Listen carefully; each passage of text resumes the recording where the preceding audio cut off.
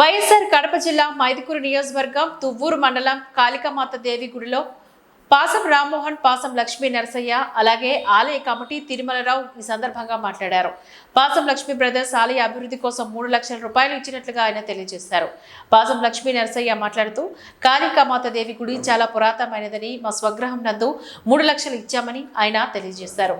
దీనికి సహకరించిన committee member అందరికీ ఆయన ధన్యవాదాలు తెలియజేశారు.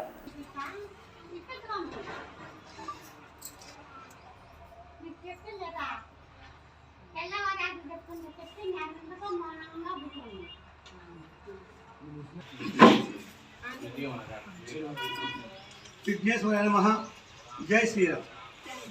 ओम समुखचैका दक्षक्ष कपिलो गजकन्निकः अलम्बोदरक्ष विकटो विघ्नराजो गणाधिपः धूमकेतुर्घनाध्यक्षः कालचन्द्रो गजाननः वक्रतुण्डः शूर्पकर्णा हेरम्बः स्कन्दपूर्वजः षोडशैतानि नामानि इह प्रदेशुनि यादवी विद्यारम्भे विवाहेश प्रवेशे निर्गमे तथा संग्रामे सर्वकार्येषु विघ्नस्तश्च न जायते। ओम विघ्नेश्वराय नमः। जय श्री राम। कालिका माता की जय। ఇక్కడ దువ్వూరు పట్టణమందు పాత దువ్వూరు నందు శ్రీ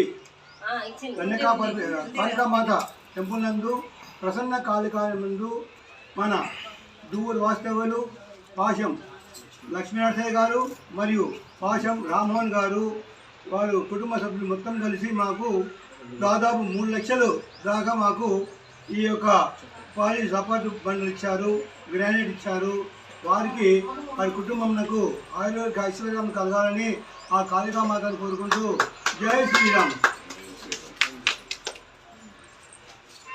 కనుక ఎవరైనా సరే మాకు ఈ యొక్క కాళికాలయము పునరుద్ధరణకు సాయం చేయాలని మేము కోరుకుంటున్నాము.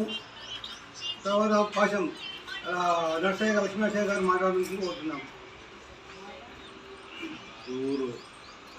గ్రామంలో కాళికామాత ఆలయం చాలా పురాతనమైనది.